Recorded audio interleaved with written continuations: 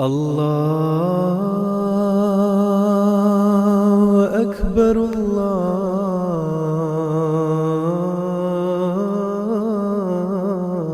أكبر اعوذ باللہ من الشیطان الرجیم، بسم اللہ الرحمن الرحیم۔ ناظرین کرام، خرم نصیرانہ جال حق میں ایک مرتبہ پھر آپ کی خدمت میں حاضر ہے۔ ناظرین، اس بار ہمارے پروگرام کا موضوع ہے جھوٹے مدعی وحی و نبوت کا انجام۔ ناظرین، اس پروگرام کو 2 حصوں پر تقسیم کیا گیا ہے، اور پہلے حصے میں صرف اور صرف قرآن کریم کے حوالہ سے بات ہوگی۔ تو ناظرین، اللہ تعالیٰ نے سورہ الحاقہ کی آیات 45 تا 49 میں فرمایا ہے، اعوذ باللہ من الشیطان الرجیم، وَلَوْ تَقَوَّلَ عَلَيْنَا بَعْضَ الْأَقَاوِيلِ لَأَخَذْنَا مِنْهُ بِالْيَمِينِ ثُمَّ لَقَطَعْنَا مِنْهُ الْوَتِينَ ثُمَّ مِنْكُمْ مِنْ أَحَدٍ عَنْهُ حَاجِزِينَ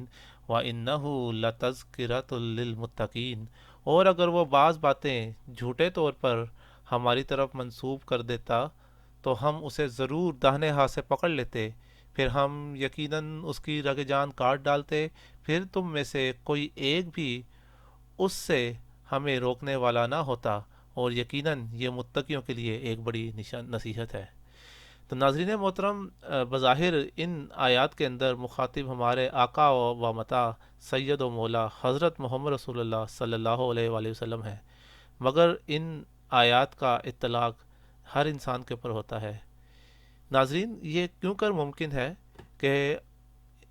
حضرت صلی اللہ علیہ وآلہ وسلم، جو کہ تمام نبیوں کے سردار اور تمام نبیوں سے افضل اور اس کائنات کے بنانے کے مقصد ہیں، ان کے لیے تو اللہ تعالیٰ نے اس قدر سختی فرمائی ہے کہ اگر ایک وہ چھوٹی سی بات بھی اللہ تعالیٰ کی طرف منسوب کر دیتے تو اللہ تعالیٰ داہنے ہاتھ سے پکڑتا اور ان کی رگ جان کاٹ دیتا، اور کوئی انسان اللہ تعالیٰ کو روکنے والا نہ ہوتا، اور متقیوں کے لیے اس میں نشانی ہے۔ مگر جو باقی دنیا ہے اس کو اللہ تعالیٰ جھوٹ دے دے، اور اللہ تعالیٰ کہے کہ جو مرضی کرو، جس طرح مرضی جھوٹ باندھو، تو تمہیں چھوٹ ہے۔ یہ ایک قابل فکر بات ہے، کیونکہ میں نے اکثر دوستوں کو یہ کہتے سنا ہے، ہمارے مسلمان بھائیوں کو، کہ اس میں مخاطب چونکہ حضرت صلی اللہ علیہ وآلہ وسلم ہے، تو اس قدر سختی صرف حضور صلی اللہ علیہ وسلم کے لیے تھی، باقی تمام انسان اس سختی سے بری ذمہ ہے۔ لیکن جب قرآن کریم کی باقی آیات کی طرف نظر دوڑائیں تو معلوم ہوتا ہے کہ ایسا ہرگز نہیں ہے، بلکہ یہ سختی ہر انسان کے لیے عام ہے، نہ صرف حضرت صلی اللہ علیہ وسلم کے لیے خاص۔ ناظرین، سورہ یونس کی آیات 70 تا 71 میں اگر آپ دیکھیں تو اللہ تعالیٰ کیا فرماتا ہے، تو کہہ دے یقیناً وہ لوگ جو اللہ پر جھوٹ گھڑتے ہیں کامیاب نہیں ہوں گے، دنیا میں کچھ فائدہ اٹھانا ہے، پھر ہماری ہی طرف ان کا لوٹنا ہے، پھر ہم انہیں سخت عذاب چکھائیں گے بسبب اس کے کہ وہ کفر کیا کرتے تھے۔ تو ناظرین کرام، جیسا کہ آپ دیکھ سکتے ہیں کہ اس آیت کے اندر، ان 2 آیات کے اندر اللہ تعالیٰ نے فرمایا کہ جو شخص بھی اللہ تعالیٰ کے اوپر جھوٹ گھڑتا ہے، اللہ تعالیٰ اسے دنیا میں کچھ ایک عرصے کے لیے فائدہ تو، کچھ مخصوص مدت کے لیے فائدہ تو اٹھانے دیتا ہے، پر اس کے بعد پھر اس کو موت آن پکڑتی ہے اور اس کے بعد سخت عذاب ہوتا ہے۔ ناظرین، اسی ضمن میں اگلی جو 2 آیات ہیں وہ سورہ النحل کی آیات 117 تا 118 ہے، اور اس میں بھی اللہ تعالیٰ کیا فرماتا ہے؟ اللہ فرماتا ہے، اور تم ان چیزوں کے بارے میں جن کے متعلق تمہاری زبانیں جھوٹ بیان کرتی ہیں یہ نہ کہا کرو کہ یہ حلال ہے اور یہ حرام، تاکہ تم اللہ پر بہتان تراشو۔ یقیناً وہ لوگ جو اللہ پر جھوٹ گھڑتے ہیں کامیاب نہیں ہوا کرتے، ایک تھوڑا سا فائدہ ہے اور پھر ان کے لیے ایک بڑا دردناک عذاب مقدر ہے۔ تو ناظرین، یہ اگلی آیات بھی، یہ حوالہ بھی اسی امر کی طرف اشارہ کرتی ہے کہ جو شخص بھی اللہ پر جھوٹ گھڑتا ہے تو اسے بالکل کامیابی نہیں ملتی، بلکہ تھوڑا سا فائدہ ہوتا ہے، جیسا کہ اوپر والی آیات میں اللہ نے فرمایا تھا، پھر اس کے بعد دردناک عذاب مقدر ہوتا ہے۔ ناظرین محترم، پھر اگلا حوالہ دیکھیے،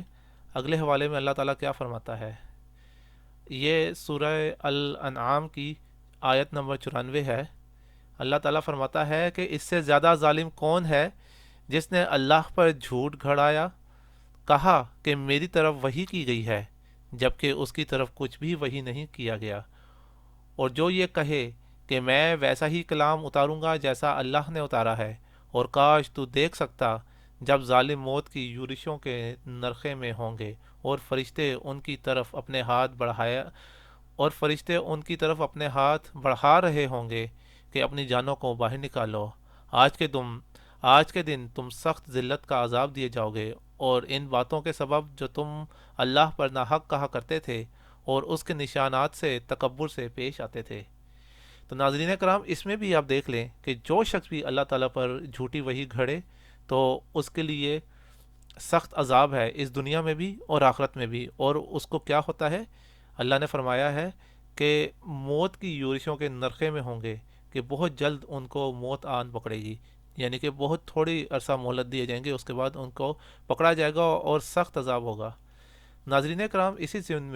میں اب آپ کے سامنے اگلا حوالہ پیش کرنا چاہتا ہوں، جو کہ سورہ بنی اسرائیل کی آیات 74 تا 76 ہے۔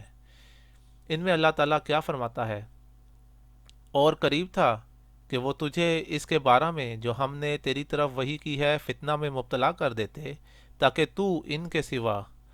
تو اس کے سوا کچھ اور ہمارے خلاف گھڑ لیتا،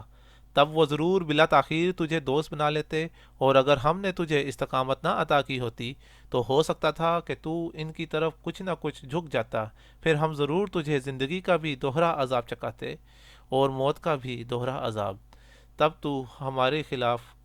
اپنے لیے کوئی مددگار نہ پاتا۔ تو اللہ تعالیٰ نے اس آخری حوالہ کے اندر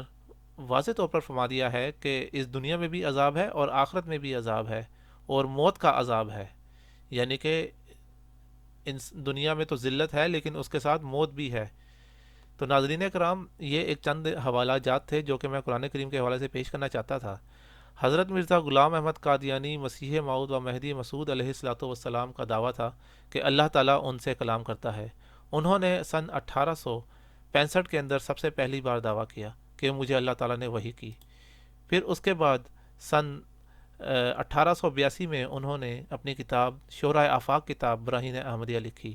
اور اس کتاب کے اندر انہوں نے کہا کہ مجھے اللہ تعالیٰ نے یہ وحی کی، اللہ نے مجھے یہ وحی کی، اللہ نے مجھے وحی کر کے فرمایا کہ تو نبی ہے۔ اللہ تعالیٰ نے حضرت مرزا غلام احمد قادیانی علیہ السلام نے اپنی کتاب براہین احمدیہ کو بھر دی اپنی وحیوں سے، اور یہ سلسلہ مسلسل جاری رہا یہاں تک کہ سن 1908 میں مئی سن 1908 میں حضرت مرزا صاحب کی وفات ہو گئی۔ تو ناظرین کرام، اگر حضرت مرزا صاحب جھوٹے تھے اور انہوں نے جھوٹ کھڑا تو انہیں اللہ تعالیٰ نے کیوں نہیں پکڑا اور کیوں اتنی لمبی 43 سال کی مہلت دی؟ اس سلسلہ میں مزید حوالہ جات اگلی ویڈیو میں پیش کروں گا، اور کچھ بزرگان امت اس بارے میں کیا کہتے ہیں کہ جھوٹے مدعی وحی اور جھوٹے مدعی نبوت کا کیا انجام ہوتا ہے، اور حضرت مرزا غلام احمد قادیانی علیہ السلام نے جو چیلنج پیش کیا تھا 500 روپے کا کہ کوئی نظیر لا کے دکھائے جھوٹے مدعی نبوت کے ساتھ اللہ کا پیار ہو تو میں اس کو 500 روپے انعام دوں گا۔ تو میں دعا گو ہوں اللہ تعالیٰ کے حضور کہ اللہ تعالیٰ ہم سب کو حق اور سق پہچاننے کی توفیق عطا فرمائے۔ اللہم آمین۔ السلام علیکم ورحمۃ اللہ وبرکاتہ۔